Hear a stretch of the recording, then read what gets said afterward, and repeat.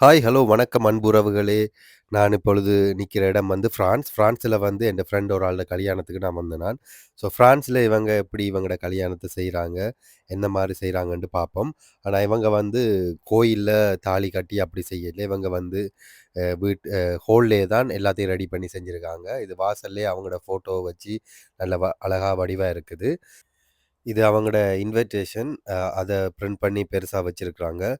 அதுவும் ரொம்ப அழகா இருக்கு. ஆரம்பத்திலேயே அமர்க்கர்மா, பிள்ளையார். ஸோ இது ரொம்ப அழகா இருக்குது பார்க்க. ரொம்ப வடிவா இருக்குது. வாங்க நாங்க இன்றைக்கு எப்படி செய்றாங்கன்றத நாங்க போய் பார்ப்போம் இதுக்குள்ள இந்த வீடியோ மூலமா.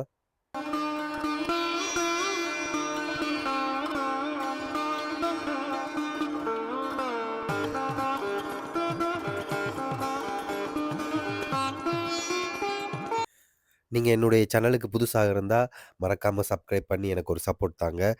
பிடிச்சிருந்தா எனக்கு ஒரு லைக் போடுங்க. பிடிக்கலைன்னா என்ன காரணம்ன்ட்டு மறக்காம கமெண்ட்ல போடுங்க.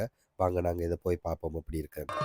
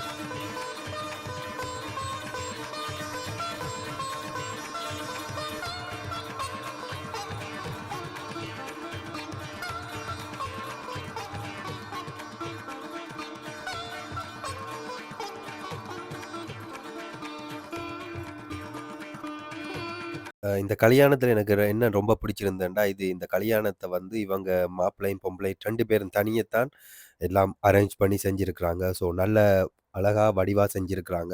ஸோ அதுக்கு ரொம்ப பாராட்டுக்கள். உங்களோட கல்யாணத்துக்கு ரொம்ப வாழ்த்துக்கள் நான் சொல்லிக்கிறேன். பாய்.